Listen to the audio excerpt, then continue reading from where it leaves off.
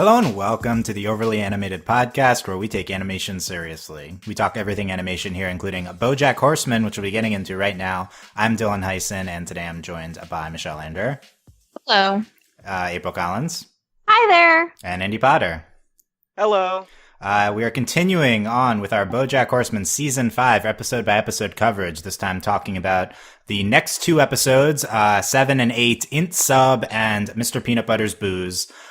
We've got one podcast on 1 to 6 down in various combinations, plus our season-long recap. Check all of that out at overlyanimated.com. Search for BoJack Overly Animated to find our iTunes BoJack-specific feed. Subscribe to that, or subscribe to us on our YouTube, youtube.com/overlyanimated, to not miss any of our future BoJack podcasts. We still got 2 more to go after this one on Season 5. Plenty of great BoJack stuff here. Make sure you've seen the spoiler system. So we're going to start off in no spoiler mode, just up to these episodes. So I'll cut off here very briefly. Overall thoughts, no spoilers past these episodes. And then we'll discuss the season from the perspective, the episodes from the perspective of having seen the whole season. So when I say spoilers, we'll be getting into spoilers for the entirety of season 5. Probably at this point, you've already seen the whole season, I think. But in case you have not, we'll have a brief, just non-spoiler thoughts past these episodes. Okay. So, yes, just 1 to 8, no spoiler territory here. Andy, what did you think of these 2 episodes?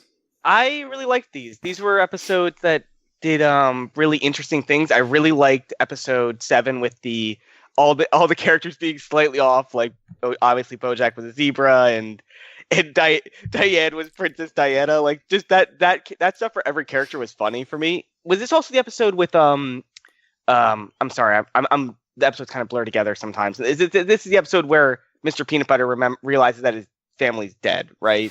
Yes. Yeah. That is this episode. Okay, because there's a lot of funny gags in this episode, just like that. That just I don't know. This episode's really funny. I really love the mediation between Princess Carolyn and Todd. It's a really funny gag all the way through, and I love the therapist like breaking patient confidentiality just constantly. It's just a really funny. This episode is really funny. It's And I just love the core idea of it. And it really breaks out. And they constantly call out the B-plot stuff in this episode, and I really like it. And then episode 8 is, I like it a little bit less. I think it's just because I like Mr. Peanutbutter a little bit less in general. But I'm glad we're finally getting an episode where we take a deeper look at him and get a idea, or he gets an idea of what's wrong with him and why things are not going well. We usually kind of gloss right over that with him, and I'm glad we're doing that. On a side note, the first time I watched this season, I didn't really look at the episode titles like just every single time, so I completely missed that this episode was called Mr. Peanutbutter's Booze, and I saw it and I audibly groaned when I rewatched this episode. Yeah, not one of the most pun-filled episode titles in every show does this, but this one's pretty bad. Yeah. Yeah. Okay, good stuff, Andy. April, what do you think of these 2 episodes? So, I appreciated that episode 7, the inter-sub one, was very lighthearted, coming off of Free Churro, because that one wrecked me.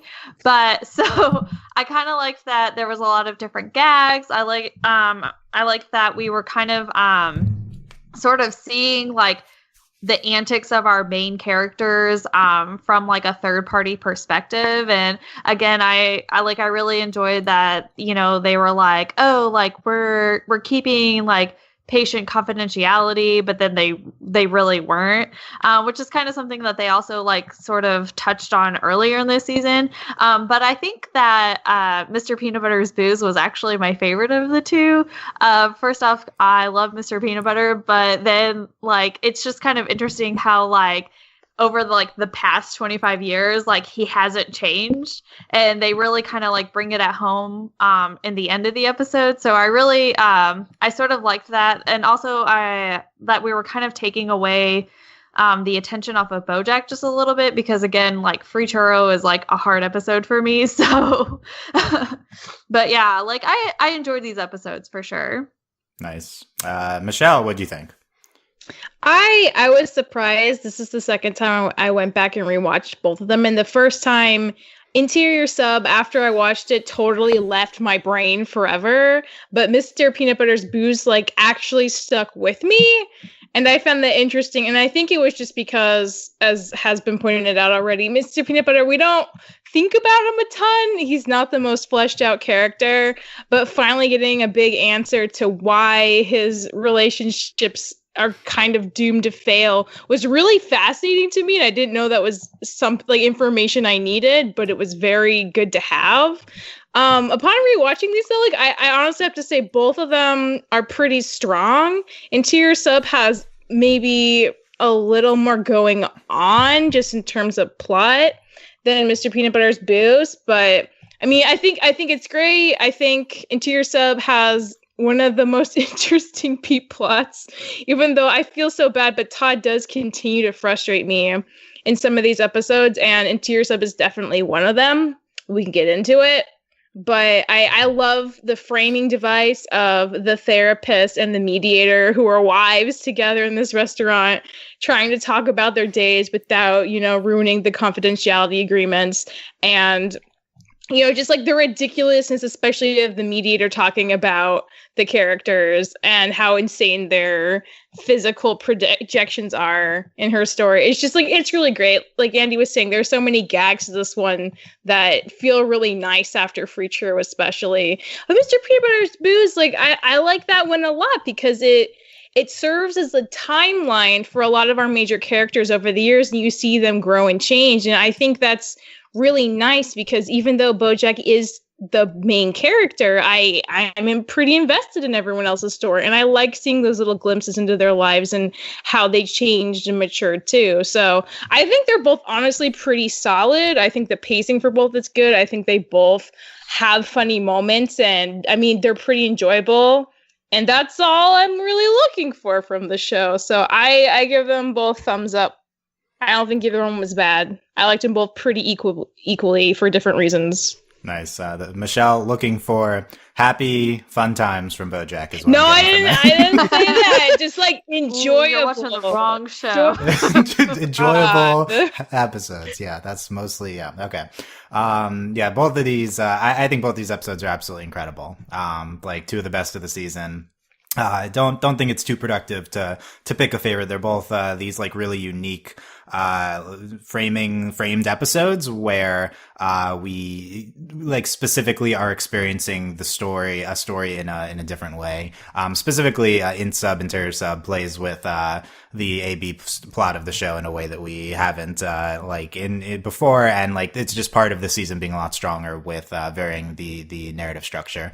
There's just so much in that episode, like the in 7 with the framing and the two stories where we're replacing all the characters, which by the way we are required to refer to them by their story names when discussing that episode, so please call him Bobo. We mentioned Todd before. That's not it. He's Emperor Fingerface. Thank you. Yeah, well, they're on the outline. We can refer to that. Yeah. We just do a lot of incredible stuff with those, and we're just also just telling the story of the season there. A lot of like meta commentary in the show, and then we end it in just this powerhouse ending.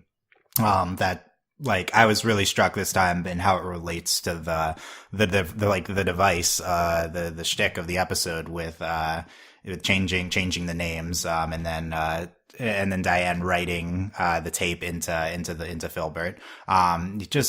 Powerhouse ending to like a really incredible episode. Like I guess it's in terms of BoJack, it's not as much my cup of tea, the zaniness. I think this episode is a lot of zany. So I prefer thematically, I guess maybe Mr. Peanut Butter's Booze, which I think is another like powerhouse narrative episode that does these like 4 timelines that it's twisting together to tell the story about Mr. Peanut Butter in a way that the show has never explored his character before, to the extent where it's really getting into him and his issues, and it's just absolutely the most successful exploration of Mr. Peanut Butter. As Michelle mentioned, like this episode is astounding in how it ties the show's mythology together, both this season, like new mythology with like the dad duel stuff, and just stuff we've seen from season 1. throughout the entire show's run all comes together in a unified timeline in this episode, and it is like incredible to see. Like there's so many references to everything from throughout the show, and we get these like everything kind of ties in neatly. Like we see the moment when Todd first starts staying at BoJack. We see like the first moment when Todd like sees the house.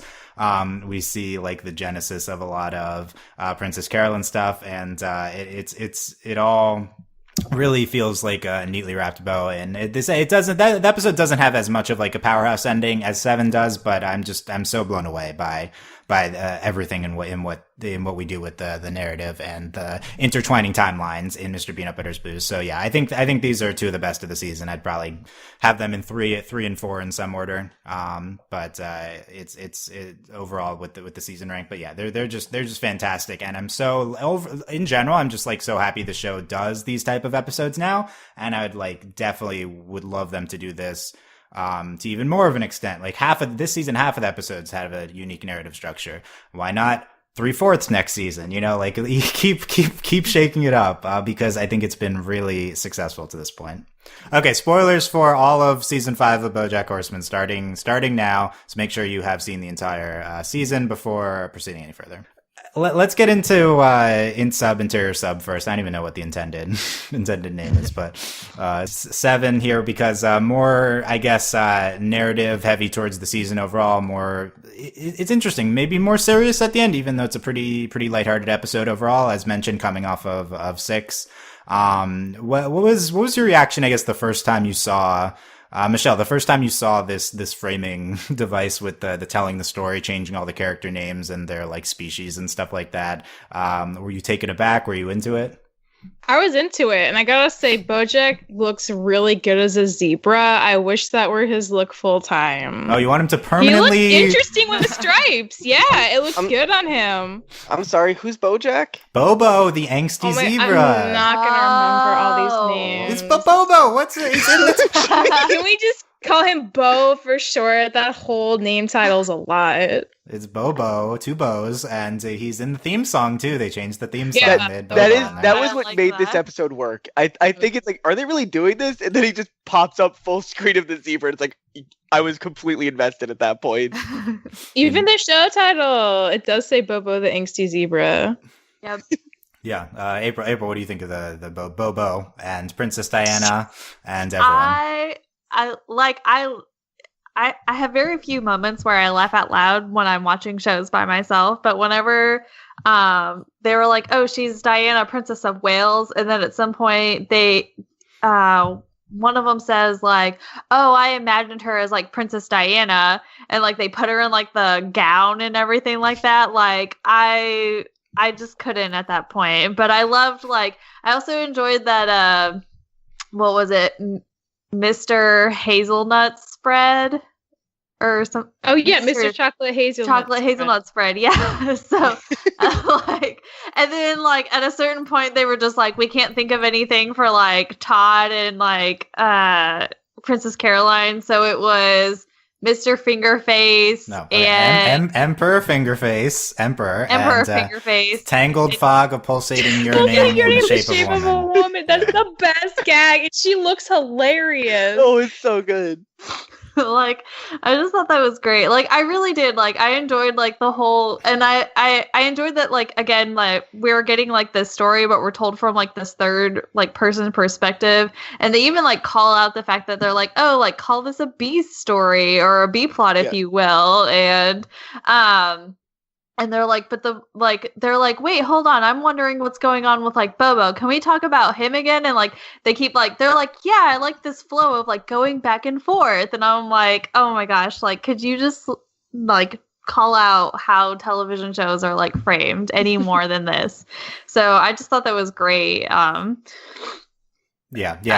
I want to point out specifically as an animation podcast, I think that it's important, like when this props up, where this is something that we can only do with animation here, with this switching the characters around to this extent and just completely moving back and forth like this. I mean, like I guess you can like CGI's live action, but like I feel like this is like incredible use of the show being animated. Like I feel like a lot of times at least, especially early on, BoJack, like, being animated, being live action, it didn't matter too much other than the fact that they're animals. Obviously, that's inherently a good use of animation, but, like, we've started doing, like, especially, crazy visual things last season with, the episode 2 last season specifically, with all the flashback present stuff. And then I feel like this episode is the most prominent this season, where we're just completely varying character models and stuff. And, yeah, I think it's great that the show has this in its, like, this tool in its wheelhouse. It can do so many interesting things. Yeah, and it's especially great because they sort of like present it in a way where they're like, "Oh, I'm protecting the identity of my clients," and I'm like, "But you're not really. Like, we know what's going on." And again, like, I agree that only an animated like program could do that. Like, you couldn't do that with like just live action. Like, there's I don't know any actors' names at this moment, but but you couldn't just like pull that off. Like, only in animation could you see this. You gotta get Will Arnett in a horse and then zebra costume and switch back and forth. Yeah. Yes. Yeah. Exactly. Yeah, I guess at first it's like, oh, this is like great, it's cool, we're committing to this, it's really striking. And then, to be honest, in the middle, I'm like, okay, this is a little silly. I think that maybe is just a me reaction, but I was like, okay, it's a little silly. But then what sells it for me is the ending, where we have this Diane tape plotline this season, and then she writes it into the Filbert script, and she says that it's a story I heard once. I just changed all the names, and that's that to me like really thematically justified the use of it. And I wonder if I'm sure the concept came and then they added that after, but like. It just feels born out of the season's narrative, and just feels really substantial and impactful, I think, from that. Yeah, I feel like this last scene is maybe one of the best scenes of the season. There's a ton of great BoJack and Diane scenes, especially their confrontation in 10, but this is a really great one here. I really love it too, Dylan, and I think the best part of the scene is that you know what's coming because you know what Diane's doing. You know that the ending's going to be that it's going to be similar to what happened with Penny, but in the moment when BoJack freezes up, like, as a viewer, I froze up too because I wasn't like I had that same like paralyzed feeling where I had no idea what was going to happen. I didn't know how it was going to go, and it just all meshed together really well. Just the moment hit really hard. Yeah, it's so dramatic. It's especially compared to the zaniness of most of the episode. I was gonna say, like, it strikes even harder because of the zaniness of the rest of the episode. Like, you have Emperor Fingerface and all this other stuff going on, and then like at the end of it all, you're like thrown into this like very serious like situation. And again, like when like Bobo pauses, like even I'm like, oh my gosh, we're like, you have that moment where you're like, oh my gosh, she did this, like this is what we're doing, like. Yeah, he is BoJack again at the end, so you can call him BoJack, referring to that scene, but not earlier in the episode. BoJack. Yeah, whatever. Yeah, well, it's an important point. It's because we jump out of the device at some point in the episode, like 5 minutes or a little bit more from the ending. We go back to normal, and I think it's like, oh, this is weird that we're resolving some, and it's like we still do the plot lines that we were talking about from the replace names and identities device. But, like, we're continuing. The string cheese resolution comes when they're normal people. But then, we continue on into this, Filbert, scene stuff, which also is a continuation again of when they were, zebras and stuff. And, I feel like it's weird. And then you like, okay, well, cause we're doing this really dramatic thing and we're like jumping back into the emotional core of the season. I think it really works overall. Yeah. Let's go back into the device though, the stuff before this. Get more into Bobo, the angsty zebra. We talked about him being in the theme song. And we have Princess Diana and as chocolate hazelnuts spread. Yeah. And this A plot is really just a continuation of this. Like, I think that's what's weird. It's like this is just kind of a normal episode to a certain extent.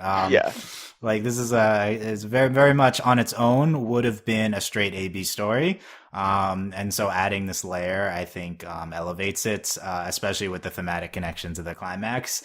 But yeah, we're just getting into stuff on the Filbert set. We have the interactions with the therapist, and that ties into kind of like BoJack's emotional journey this season and his like relationship with Diane and how that gets heated, and also like them talking to the therapist ties into the framing device.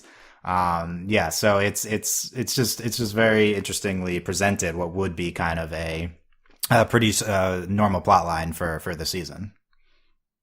Yeah, it's what Andy, what stands out to you from this A plot? Is it the Mr. Peanutbutter hazelnut spread? Sorry, stuff there from, you go. Yeah, that gag Way to with, go, Dylan. with him. That does come out. That does pop out to me. It's one of my favorite gags of the episode. But I want to talk about something we didn't talk about yet, and that is Flippy. I really love Flip being a dolphin. It's just so funny. I don't know. It's just a really dumb. It's really dumb humor right there. But it's just, I don't know. Just him being a dolphin. It just, I can't do the dolphin noise, but it's just really funny. What's your dolphin impression? Yeah, like it. Flippy has writer's block, yeah, and this is where we get like Diane become an actual creative force behind the season too, within like her rage from her confrontation with BoJack. But yeah, Flippy, he just writes in interior sub, and he's gonna write subway, and that's all he writes. And then he's at one point he just has like these random words. He's like, "Is this anything?" And then Diane later, like, resolving the, is he a ghost or is he not a ghost stuff? Yeah. And she's like, let's just say he is, yeah.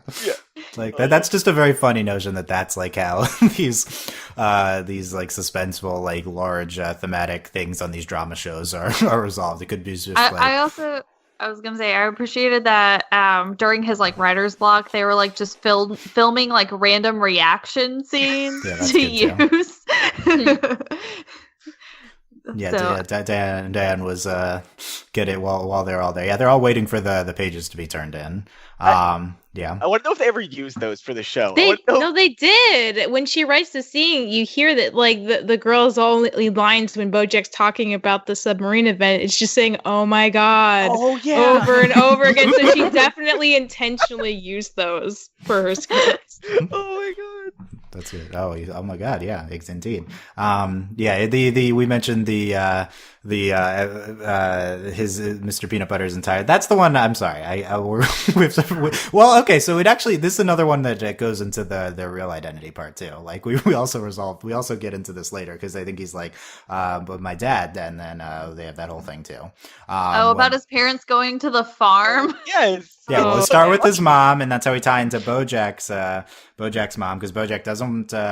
His mom died, but he doesn't want to talk about it, and that's what he tells everyone. And then Mr. Chocolate Hazelnut Spread is like, "Oh, luckily I never had to deal with that because my mom just went away to a farm," and I was like, and everyone just was like, "She's and dead." no one wants to tell him. Like, in a show of dog jokes with Mr. Peanutbutter, is this the most blatant dog joke that we've done? I thought it was great. It connects really well to the events of last episode, and also is like I feel like it also leads well into the next episode too. That's very Mr. Peanutbutter focused. Like, okay, here's our ultimate him being a dog joke, and it's I think it is very funny. And I think it, like, a lot of times we have these throwaway animal gags. This one I guess feels more connected because it relates to the BoJack and his mom, and then the overall storyline of the show. And I also think it loops into the themes that we're trying to get into next episode, where he never really grows up. Like, he doesn't really get it. He doesn't get that stuff is changing, and I think that's a good tie into the next episode, even if it's just a joke right now. Yeah, that's a good point. It connects to the BoJack stuff. He wants everyone to talk about it. BoJack didn't want anyone to talk about it. It's like stealing BoJack's spotlight, which we got plenty of with these two. How Anderer ties into this with Bobo is unintentionally getting therapy. Then that's just his best friend. Yeah. Yeah, what are you talking about? It's his best friend now, Dylan. Yeah. Then Diana does not like that with the one thing where Bobo is not involved, and then Indira chooses Bobo over Diana, and it all really connects very cleanly. I feel like in this I think it's really good. What do you think of later the confrontation of Diane? I don't remember if they're Diane or Diane. They're Diane. She's Diane at this point. She tells BoJack to get therapy. Yeah, and she says you need to get therapy after we've done this before. Like this is. I feel like I don't know if we've explored BoJack in therapy before on the show. Is this our first time really ever bringing this up? I'm pretty sure this is our first time. Yeah, and I think it's like the first time we've actually like discussed it. But I feel like there may have been like hints about it before. It's very striking considering how fucked up BoJack is. That it's like season 5, and this is we're finally dealing with him getting into therapy. It's really also just like it's a small part of the season. And I don't know, Andy, what was your reaction to Diane? I guess confronting him about that, and maybe just BoJack in therapy throughout the episode. The part that really sticks out to me about this whole thing was definitely the ending when she finds out that he's having her therapist, because when he's using her therapist, and it's just I liked the idea of it. I like Diane trying to be a friend, just being like, you need therapy, you need to talk to somebody. But I just love I don't know what the word for it, the hypocrisy of Diane, in that she just can't accept someone having something that's hers. Like, she can't accept that. She can't accept that BoJack would find some help from Indira. And it's just, I don't know who's right in that scene. I like the therapist, BoJack, or Diane. I don't know if any of them are right or any of them are really wrong. It's just such a complex scene, and I really like it. I really enjoy that they're all kind of making kind of shitty decisions, and they're all getting kind of shafted by each other.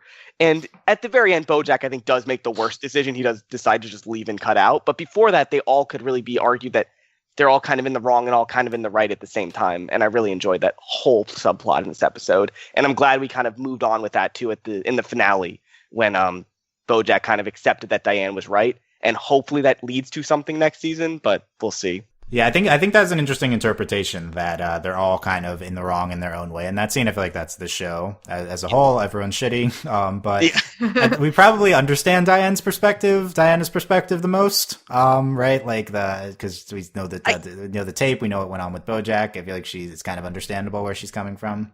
I definitely relate to Diane. I definitely understand her the most, but I do think she's being unfair when she says BoJack can't have her therapist. Like, I do think she's I don't know. I mean, it's her therapist first. And like, it seems to me that the only reason BoJack found this therapist and wants this therapist is because he knows it's Diane's therapist.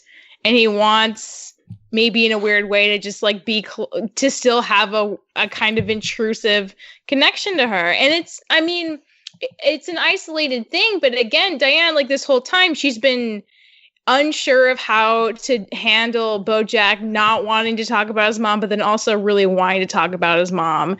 And I think the frustration of that, and like, also kudos to her for getting a therapist. I mean, she's trying to work on herself.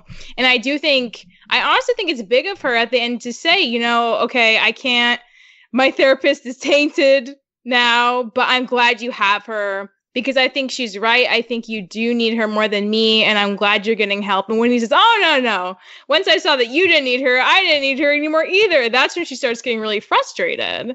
And that's part of what leads to their big blow up. And I don't really think it's hypocritical of Diane to want this part of her life that is hers, that BoJack doesn't have a place in, because he's her friend. And even if they were, say, partners, I mean, you still want part of your life that is just yours. So I don't really think that's hypocritical. I don't even think that's selfish. I think it's just like her setting a clear boundary. And once it's crossed, she's like, all right, then I can't do this anymore. I need to find someone new. Like, I think that's pretty healthy. I think it's healthy, but I think it's just interesting because, like, and maybe, like, correct me if I'm wrong, because I'm totally okay with being wrong, but I don't remember her, like, explicitly saying, like, you can go see, like, you should go see a therapist, don't go see mine. And so I guess I can kind of see, like, all of the sides of this situation, because obviously, like, the therapist is going to take a client no matter what. Like, she doesn't care.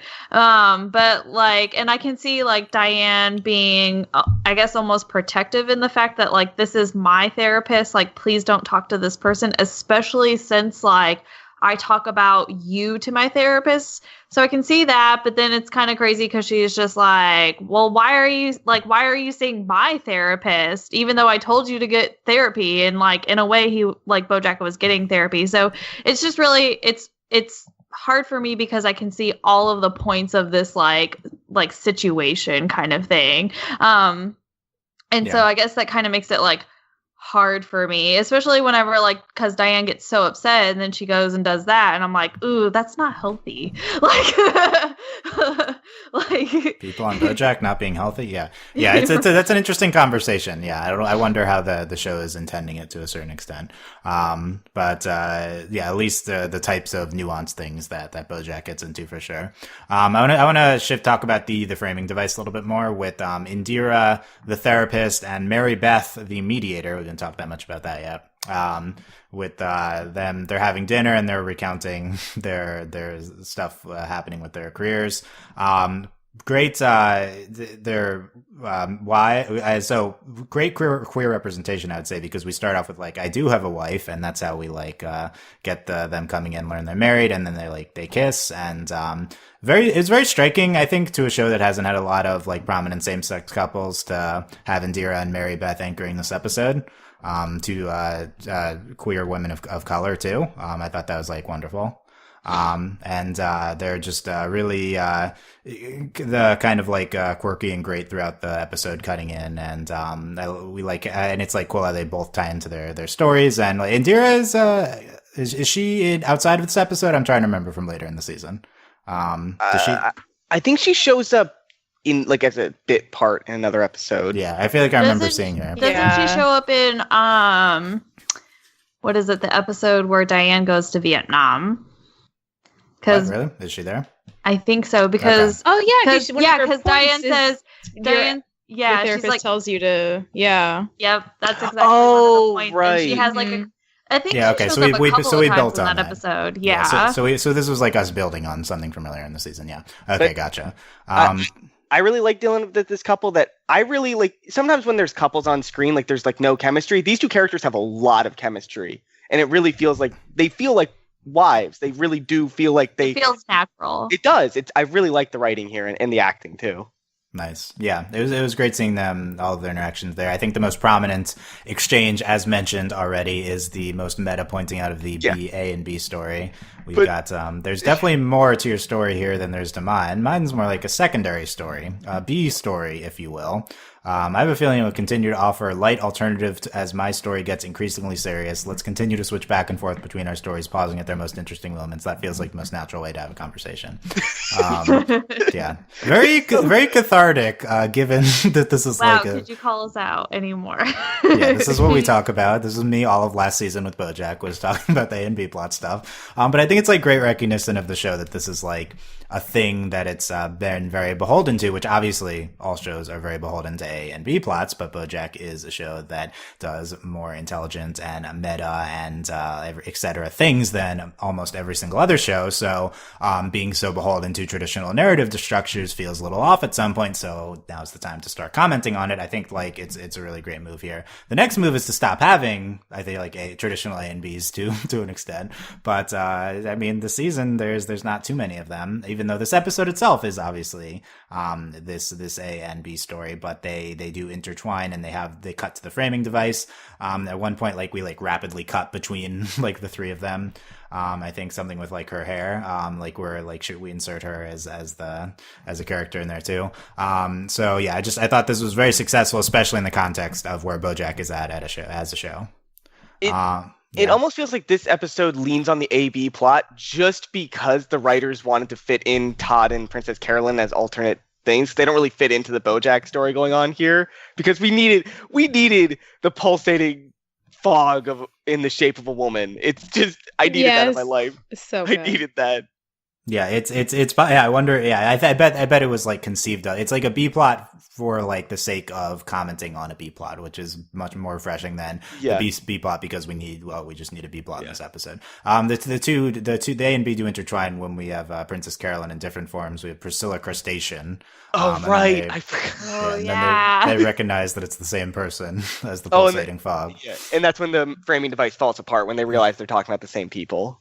Yeah. Mm-hmm. Yeah, and also how we resolve the B plot. Let's talk a little bit about the B plot with Mary Beth telling the story of Emperor Fingerface and Tangled Fog of Pulsating Yearning in the Shape of a Woman. And it's getting into them living together, which I feel like looking back at the season is not something I remember very much for the Princess No. Carolyn and Todd live together. It was like at the end of last season, wasn't it? Like in season 4, they moved in together? I couldn't even tell you if they It were must together or have not at the end of been. the No, season. what- Like- No, it was whenever. So it was towards the end of last season. Whenever, Todd like did the clown dentists. yeah, he did the clown dentist, and that's when Princess Carolyn moved in with who's the one Ralph? guy? Yeah, with Ralph. Okay. And so she moved in with him, and he was just like, "Oh, hey, like I need this space," and she's like, "Oh, you can use my apartment." Because I'm not living there at the moment, and then whenever her and Ralph Okay, split, yeah, And we'll see Ralph again here. But yeah, so yeah, this is set up last season, and interesting. This is definitely the most prominent commenting of them living together from this season, and I thought it was like pretty felt pretty meaningful with how we deal with that and through this mediation and so we've said several times we love Tangled Fog of Pulsating Yearning. What do we love about her? The design? Yeah, Yeah, the the design- design is A plus. and adding the word yearning to her is just so perfect. None of the other, none of the other, like, Pulsating. yeah. pulsating. None of the other characters have like adjectives really added to them, but or like Bobo the angsty zebra. Well, Bobo has it, but it's not really like they just say Bobo for the rest of it. But she's yearning all the time, and it's just so good. And I love She's I her just- full name. yeah. Yeah. And I just love that they say she's a fog. They never say yarn in the name, but she's made of yarn in the picture of her. It's so good.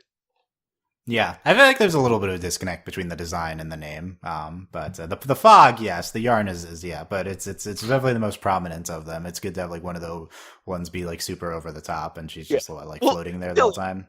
Is Emperor Fingerface not over the top? I mean, Todd, that seems like just normal Todd, to be honest.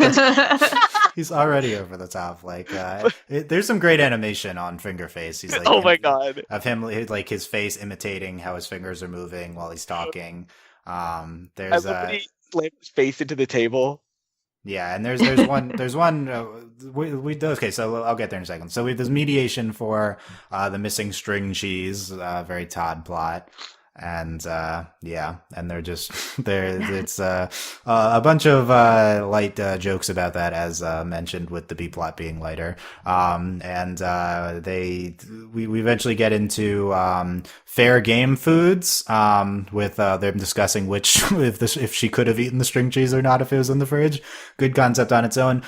One of my favorite, this is my favorite storyboarded sequence, I think, of the season, where Todd is like explaining what is a fair game food, and he's like drawing a circle for examples. Then he's like a pie, not a fair game food. He X's it out, a slice of pie, and then he turns the X into like slices Yeah. from where it's X'd out, and then and then he wipes it off with his hand face. Too. Yeah. So it also Yes. yeah.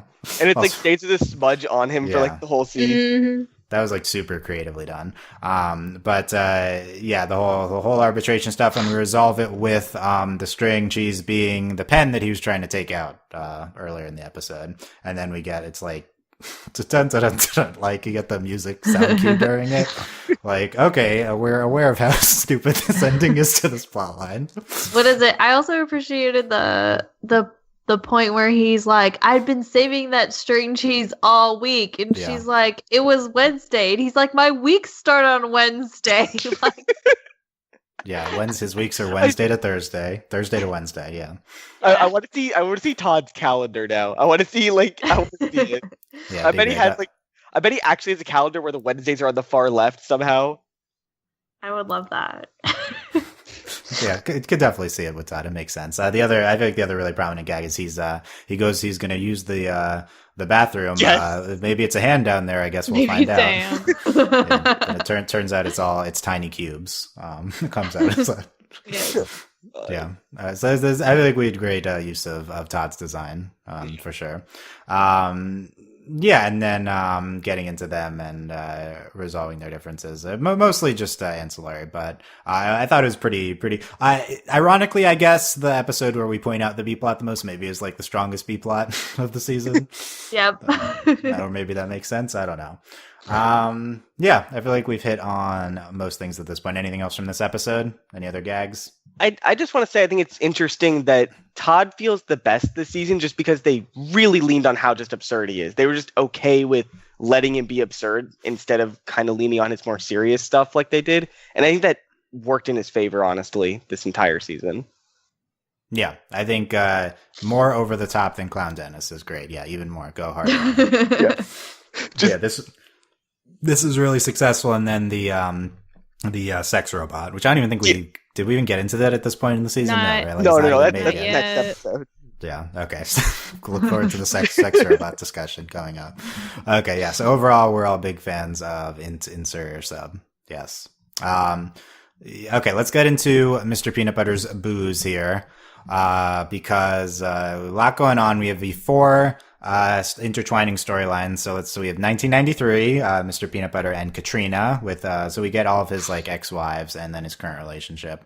1993 with Katrina, they're in 60s, costumes. So we start off with like a fake out of the time period. We didn't get like any, song, like no 90s song, 2000 song. Yeah. I guess we got those already. Like, I don't know. this is a typical 90s song. Yeah. Yeah, none of that here.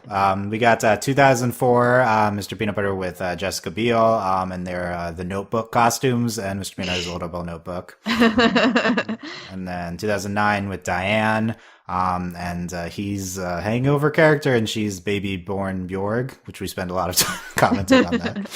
And then in the present, Mr. Peanut Butter and Pickles and their tweed feed, social media. Yeah, okay.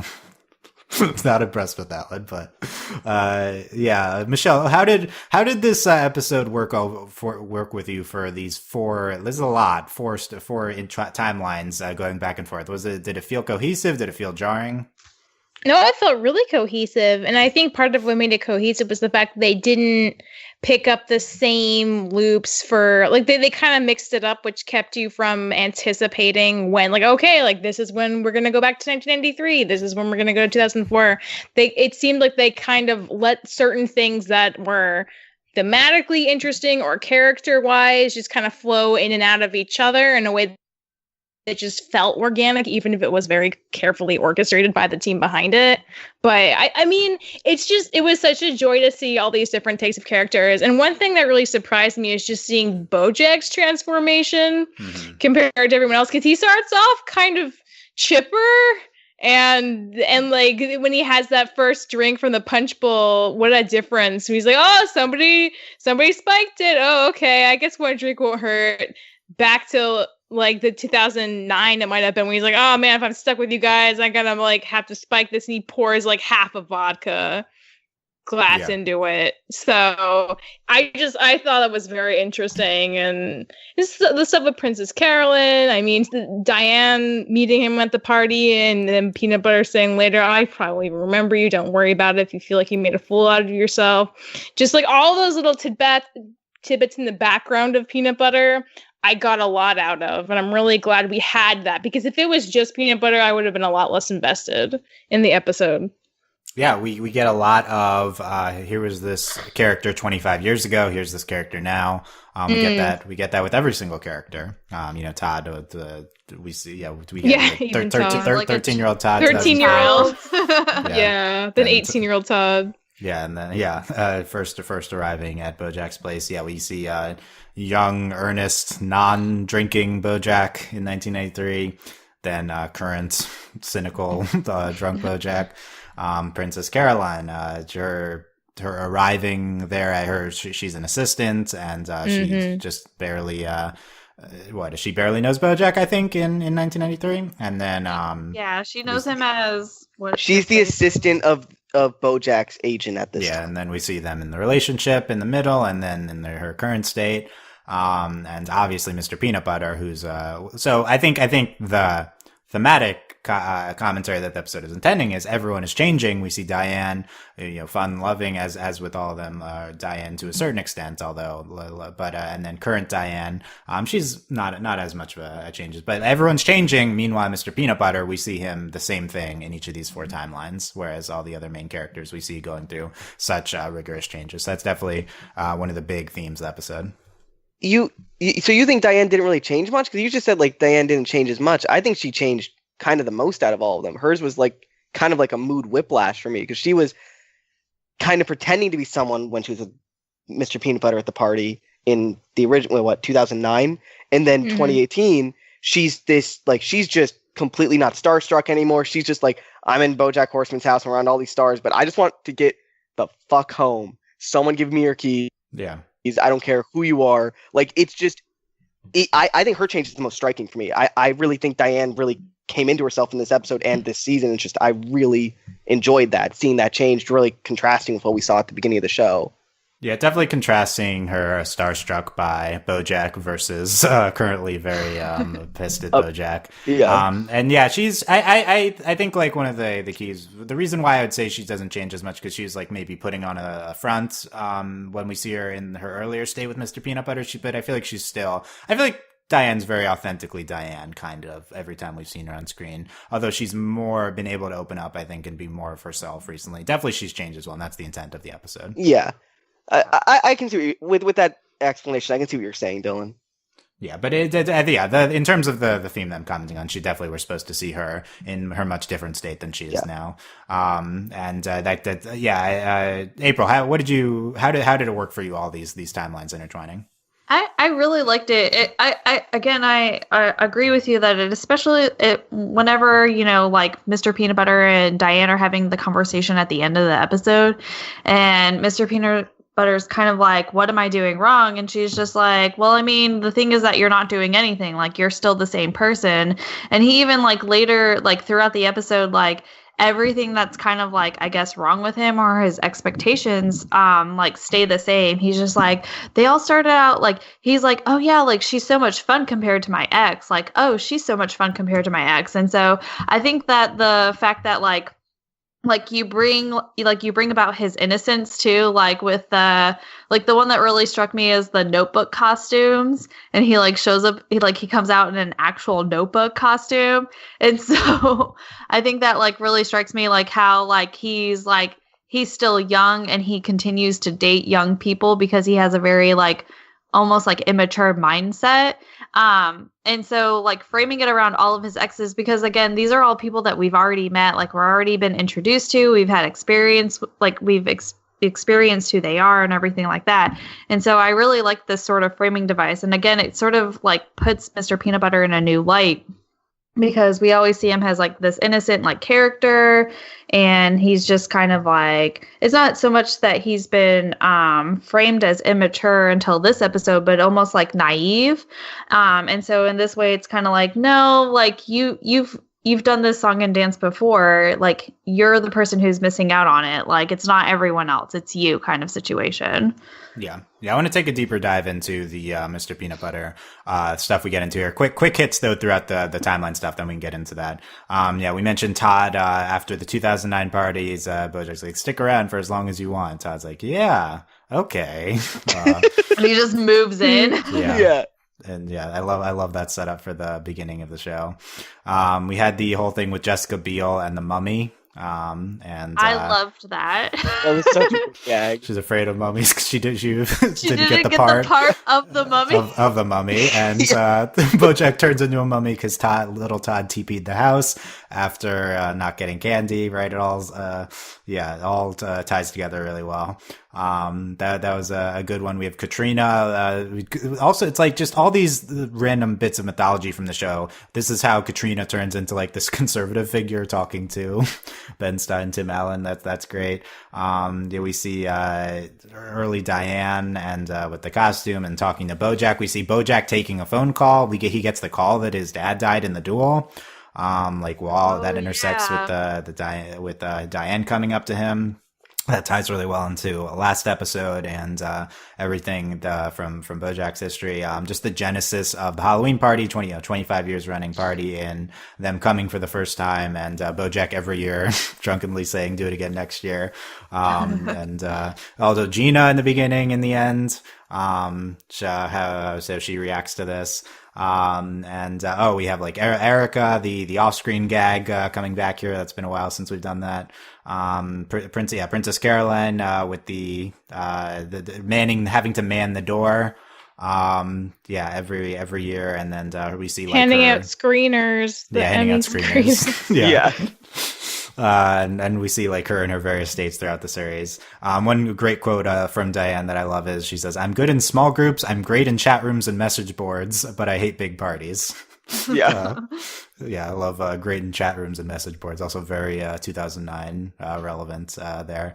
I feel like there's more stuff maybe that I hate. Just and then everything with Mr. Peanutbutter. So let's get into that. So Dylan, before we get heavy, can I say one thing? I'm Yes. sorry. Yeah, I just want to say we didn't really talk about it a lot, but I think this framing device is frankly brilliant. Just the whole Halloween thing, 'cause it makes sure we know who everybody is and what time period we're in at all times. And I think it's just absolutely perfect for this structure we have. And that's why the whole thing works. I don't think if we had the Halloween framing, this 4 timelines would be ever possible, because seeing the same event in 4 different years. And it feels, and they set up why this happening, why BoJack would have a party the entire time, and it's just very funny that he keeps unintentionally having the party. Mr. Peanutbutter in the beginning is like a crossover party.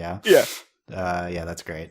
I don't know. Have we referenced BoJack's annual Halloween party? That's a new thing, right? I think it was referenced in the very first episode of the show, because Diane said she met BoJack at a party before. That's right. Okay, vaguely referenced. Okay, interesting.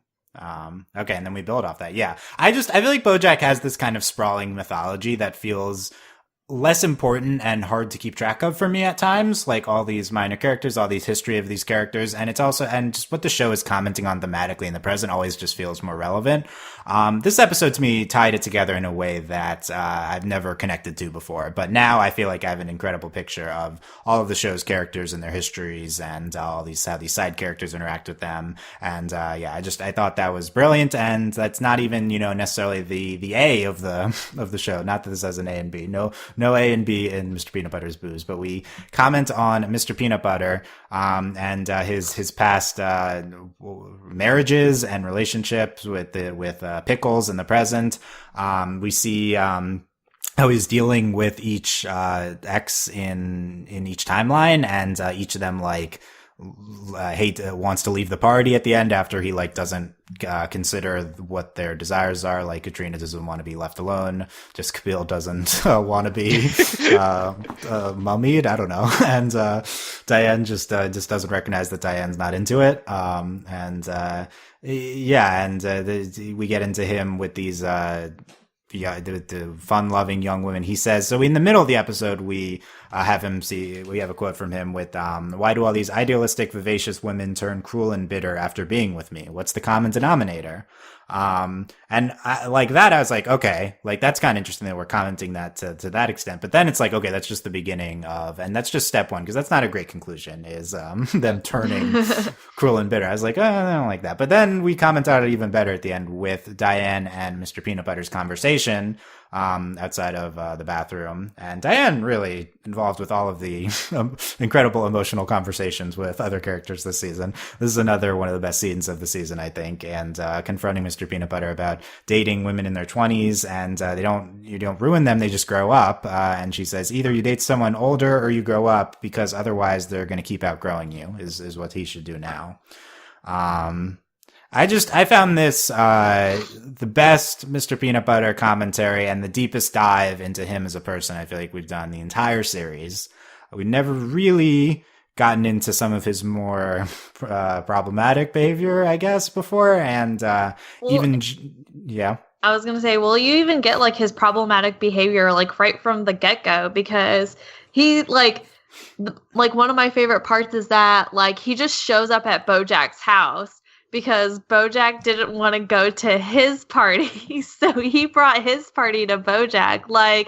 Anyone else would have been oh, okay, totally understand you're having your own party. That's not a big deal. But he's like, what? Why couldn't we have one big party? And just he just shows up with all of his guests. Like, I think that's just great. And then he continues to do it for 25 years. Like, that's so, like, it's one of those moments where you're like, oh, that's Mr. Peanut Butter, like, in a nutshell.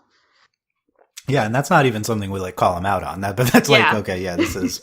Well, it's something Diane calls him out on, because she says, this isn't your only issue, but you don't listen. And I think that's part of the big issue, right? He doesn't listen to other people's needs. He doesn't really understand how he can't pick up on those emotions other people are having. And that causes a lot of friction with people, especially his wives. Yeah, it's a great point that it really ties into him not being able to listen to their like desires at the parties, and that's why they all have this record scratch moment and like I want to leave the party. But yeah, I think that's a great point that relates to him just imparting on BoJack constantly, especially in the beginning here. Just not listening and him not like grown up. Like that's kind of just the premise of this character is he's this embodiment of a dog, like Ernest. We've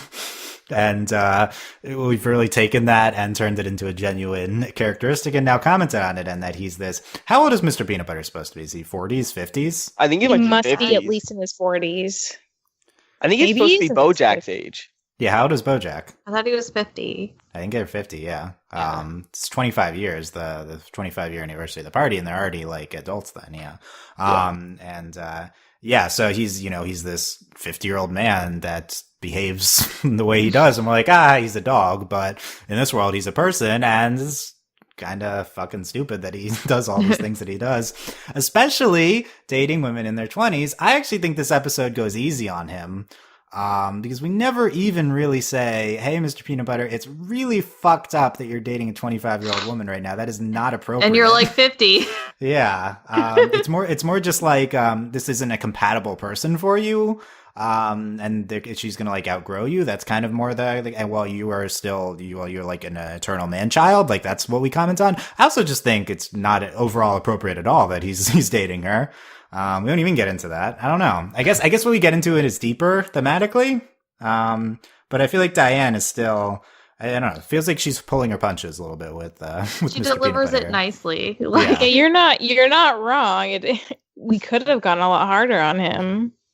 I don't think we comment on that all season. He should not be dating Pickles. We don't. That's really... why this is why the episode feels so rewarding. Just that they call him out on literally anything, because like mostly we only see him through BoJack's perspective, and objectively maybe BoJack is worse in a lot of ways, and so the comparison gets a little stilted then. But yeah, like he's not. This is gross, and I think it's gross that he asked the question of like how do all these wonderful women become so cruel and bitter. It's like, and the nice thing about Diana is she's flipping that assumption onto no, they're just outgrowing you. There's something wrong with them. They're not cruel, they're not bitter, they're just maturing, and that's normal. But like, I hate his language. I think it's disgusting, and I think it sheds light into his mindset in a way we don't normally see. Like, if he can look at these young ladies he's marrying and assume that them becoming more mature and angry about him not listening to them and breaking off a marriage is them turning cruel and bitter. I mean, that says a lot about how he thinks about them, and I think that's really concerning.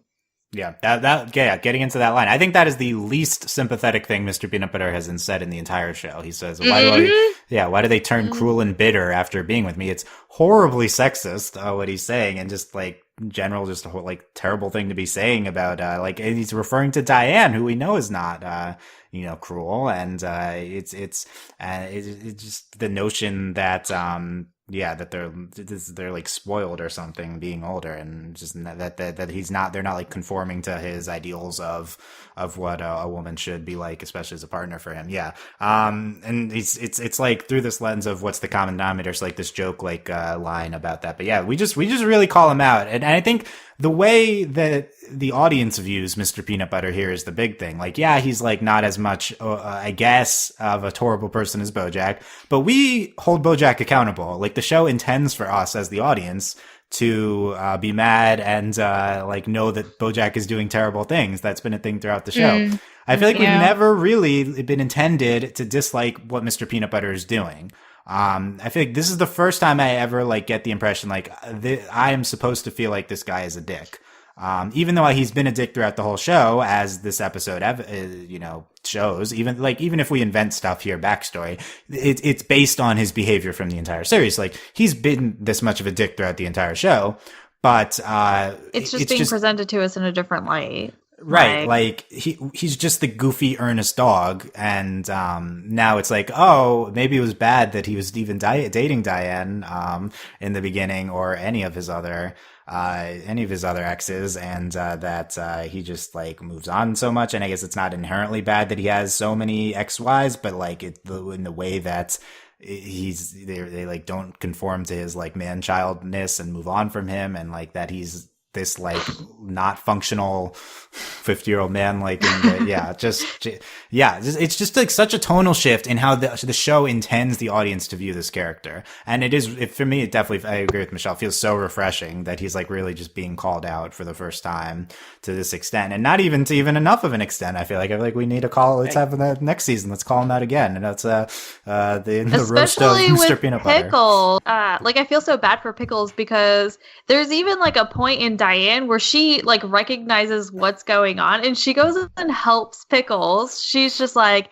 hey, yeah, like, I've been you before, I totally understand, like, let me help you, you need some water, like, you need to leave this party kind of situation. And so like, and then for, I don't know, like, even for Pickles to just be so forgiving, it's kind of one of those things where like, oh yeah, she's young, like, she doesn't quite yet understand like what, you know, Katrina went through, what Jessica went through, what Diane went through. And so at a certain point, I'm wondering, like, when is Pickles going to go through this with Mr. Peanut Butter as well, where she's just like, I've outgrown you. Like, I can't be with you anymore. Like, is that going to be next season? Because that would be extremely interesting to watch.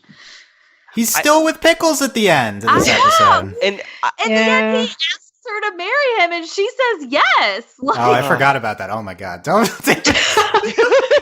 I'm in the moment now in this season, which makes this episode even harder to watch, especially that scene where like Diane is like helping Pickles. It's almost like Diane's like trying to extend like a helping hand, like more so than just like dealing with the situation at hand, but she's also like, hey, like, this is a situation you need to get yourself out of, like, run while you can. But she also tells Pickles that he does love you. Like, it's Diane's not trying to. Yeah, she's not trying to like impede their relationship at all. Like, she's even trying to help her get through this with them. Yeah, and I think it's kind of.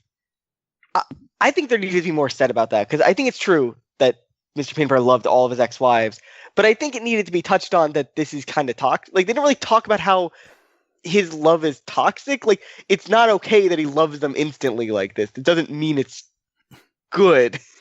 Like, I think Diane didn't really get into that at all. I think but that's a hard conversation to have with anybody, especially as like an ex-wife. Like I can't imagine like going to any of my ex's like current like significant other wives or whatever and being like, hey, like, so let me tell you about the guy you're currently dating. Like, I just can't, like, it's not a conversation anyone wants to have. And I think Diane did what she did, and she did it very gracefully as an ex-wife towards Pickles. Like, and I think it almost shows even more so like how much Diane has grown in like out of her relationship with Mr. Peanut Butter. I guess I'm okay with her not telling it to Pickles, but I kind of wish there was a scene where Diane talked to maybe like BoJack or Princess Carolyn, and just kind of expressed what we all kind of know, that this is still not okay. Even if he does love Pickles, it's not okay.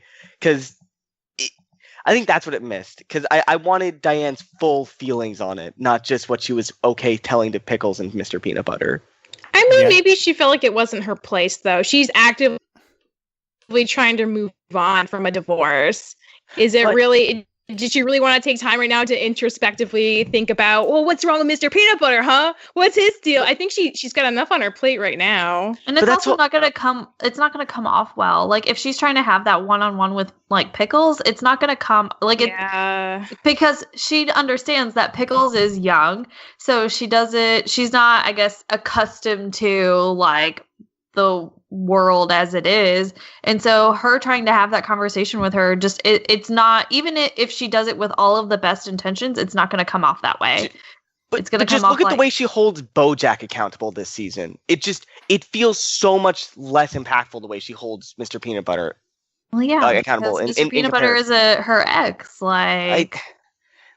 but this season ends with pretty much Diane saying that she loves BoJack, like not in a romantic way, in a platonic way, but still she's saying it, and she's essentially, we know that Diane still has feelings for Mr. Peanutbutter. She just knows it's a relationship she can't be in, and I just feel like Diane, with how honest she is through this entire season, she's kind of just not fully expressing how she feels here. And I get that she's trying to be nicer to Pickles and not trying to just burn down the house because she is the ex-wife, but it feels like she should be saying something to someone here, and I don't know which character would fit it better. But therapist. Well, yeah, when she has that. Yeah, but we don't not see anymore. She could have gotten a new therapist. She probably got a new one. I hope so. We didn't see it. Yeah, that's a great conversation. I think we should remember Diane doesn't have our like overall perspective on things. She just sees. I also don't think it's Diane's responsibility to ask him or bring that up. I mean, he didn't even know what the problem was. She had to tell him what the problem was, and they were both in that marriage together. And this is the 4th time he's done this. The thing I'll say, I agree, Andy, that it is uncomfortable to see him just jump into rebounds and propose to people over and over and over again. That is troubling. But the thing that makes me more frustrated and angry is that he puts so much pressure, unintentionally as it may be, on every wife to live up to the expectations of the wife before her and to not fall into the same trap, because all of them have heard the line, oh man, my first wife and my second wife and my third wife, they were so much fun until they got mean and angry, and then they sucked and we got divorced. And even Pickles, we see this when she's dancing on the table, and it's his first time really thinking about how his actions are affecting her. He says, I'm sorry, do you want to leave? And she's like, no, I'm having a great time, this is so much fun. And like, clearly she's not, but she's trying so hard to act like what she thinks he wants. And the fact that all of his wives have tried to please him this way and they all feel like they're not living up to his expectations, it's really not a good situation. That troubles me a lot more. And it adds to the dog motif of like, it feels like they're trying to be like his pet almost. Like they're trying to like just please, like they're trying, I'm not saying it like, no, I'm not saying it like that. I just mean like they're trying to like do the dog thing where it's like, oh, I love you, I love you, I love you, I love you. Like they're trying to just exemplify that feeling for him in return because he's doing it. That's interesting thematically. It's definitely hard to watch him be just so horrible too. It's like Michelle was getting into, and I think we should also remember Dan probably still loves him, like still cares for him a lot. Well, yeah, she still has feelings for him, though they may not be like as like. I think they come more so from like a place of caring, and I wouldn't say that they're necessarily, especially like in later episodes, like I wouldn't necessarily that they're like romantic. It's still like, I don't know, like he was a big part of her life for 10 years. Of exactly, like he like like they were together for like all of her 20s, so essentially, and so it's kind of hard to like, you can't just like throw away something like that. Like you're still always like, I mean, I still like every now and again, like my very first like serious boyfriend, I'll send him like a text message to be like, hey, how's it going? Like just to be, because like there's still a tiny part of me that's like, hey, I just want to make sure you're still doing okay, because you at one point meant a lot to me. So but I would never say that like I would like never get back together with any of my exes, but like there's still going to be like a part of me that's still like, hope you're doing okay kind of situation, especially if you end on like, I guess, reasonable terms, which Diane and Mr. Peanutbutter kind of did, like compared to other characters in this show. Yeah, compared to other characters. Like they're like their divorce was very civil compared to the way other relationships have ended. So yeah, so I just think this notion that Diane maybe should have called Mr. Peanut Butter out for being like a toxic individual. I don't think she views him like that. That's the main thing. Like I just don't think like she's where we are. Like I think she just has she doesn't have our overall perspective on things. She was with him. She's still like important to her. I don't know if he's like seeing his toxic behavior as like, oh, he's this bad person who should be called out for being toxic. So, like, I think what she did like makes sense from her situation. I think she came off very sympathetically, and it was like really interesting to see how she reacted to all of that. My question then is, would Diane see Mr. Peanut Butter as toxic if she wasn't around like BoJack all the time? Because does that skew her ability? Yeah, maybe that skews her. She's like, well, compared to BoJack, Mr. Peanut Butter's fine. Like, she is also very focused on BoJack being terrible right now. Like it's kind of a joke, but I'm kind of not joking. Like I think it's actually she shouldn't have, she probably shouldn't have like this horrible person with BoJack in her life, so that would like make her have a more healthy perspective on everyone else around her if she didn't have that kind of weighing her down. I think it's a good point. I forgot that this season ends with him failing to tell Pickles that he cheated on her and instead proposing to her. Yeah, boy. I forgot about that. Sorry. Oh man. Yeah, that makes the end with Pickles really tragic in this episode, But also, like, to bring that up, so in the course of this entire show, we've not only seen, like, Mr. Peanut Butter, like, we've seen Mr. Peanut Butter propose and get married to, like, not just, like, it's not like Pickles is going to be the first person that we've seen him, like, propose to and get married to. Like, she's definitely going to be the second. And so it always seems like his decision, or at least in his past relationship with Diane, his decision to, like, marry them comes off very, like, this is going to be, like, a solution to a problem that we're kind of having. And I don't remember exactly like what it brought about, like him deciding to propose to Diane in the first. No, wasn't it BoJack stealing the D because they were sort of like, So his like, it seems like his solution to a problem in their relationship is in any of his relationships is to like, okay, cool, like we're having this problem, let's get married, that will fix everything, and that's super unhealthy and like very disturbing for me personally, because that's not like a solution to any of the problems that you're having in your relationship. And then like he not only does like it get called out that like, hey, like it's not, you know, the girls that you're dating that are the problem. It might be, it's the fact that like you don't grow up with them. And then he cheats on her. Like, it's like, wow, like your relationship is going great right now, Mr. Peanut Butter. Like, hats off to you.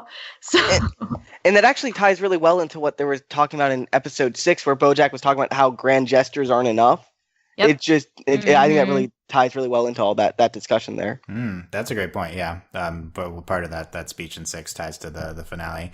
I just think it's really interesting we end the season with him actually proposing to her. Like, I feel like the show is doubling down on this. Okay, we're actually going to explore Mr. Peanut Butter is terrible now, because now the show has an onus to next season get into this even more so, because we saw the byproduct that led to that horrible thing that he did at the end, and now that it happened, and now we have to deal with the fallout, I assume, or maybe just continue to call him out on being terrible. Maybe it's everything like no one calls him out or anything. And it has to come to light at some point that like he cheated on Pickles. Yeah, I guess that's how it'll come up. Is that'll she'll learn that. I feel like it's gonna be one of those like they're just talking, and then like Diane's like, oh yeah, whenever we had sex 3 weeks ago, and everyone in the room's like, and it just goes silent. Hopefully it happens before they actually get married. Yeah.